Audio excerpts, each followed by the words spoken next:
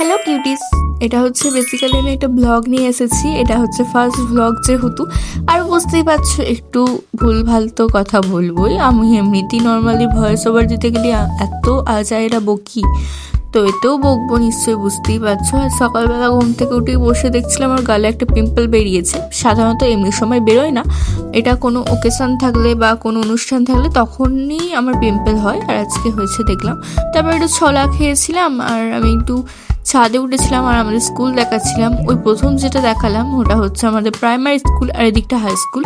এখানে আমি যদিও পড়ি না, এখানে ক্লাস 8 অবধি রয়েছে ওর জন্য, আর আমি অন্য জায়গায় পড়ি। তারপরে ছাদ থেকে এসেই আমি বসে পড়েছিলাম পড়তে, আর ক্লাস করছিলাম বাংলার। তারপরে একটু পড়ছিলাম জীবন বিজ্ঞান, যেটা আমার সত্যি বলতে সামনে পরীক্ষা চলে এসেছে আর 8-9 দিন বাকি মেবি, তো ওর জন্য আমার পড়তে বসতে হয়েছিল, কারণ আমি পড়তে বসি না এমনি সময়। যাই হোক, পড়তে বসেও ভালো লাগছিল না। তারপর আমি একটু কুরকুরে খাচ্ছিলাম আর মায়ের কাছে এসেছিলাম। তার কিছুক্ষণ পরেই জল চলে এসেছিলো, এত জল হচ্ছিল আর আমি ঘরে যেতে পারিনি। তারপর এখানে কিছুক্ষণ কাটিয়ে তারপরে ওখানে ঘরে গিয়ে দেখলাম কলা রাখা আছে, সেটা খেয়ে নিয়েছিলাম কারণ খিদে পেয়ে গিয়েছিলো। আর এখন বাজে 1:30 মতো। তারপরে একটু অঙ্ক করতে বসেছিলাম।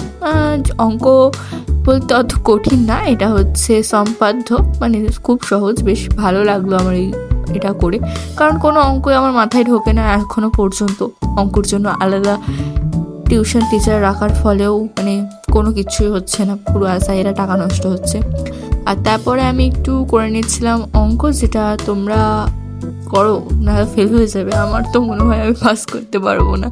যাই হোক, নেগেটিভ ভাবি সবসময়, আমি পজিটিভ ভাবা উচিত। যাই হোক, তারপরে খেলাম হচ্ছে ভাত, মা রান্না করে দিয়েছিল কচুরলতি, শাক, আরও কী সব করেছিল খেয়েছিলাম। তারপর একটু কার্টুন দেখছিলাম। বাই দ্য ওয়ে, আজকে এখানেই শেষ করলাম, টাটা।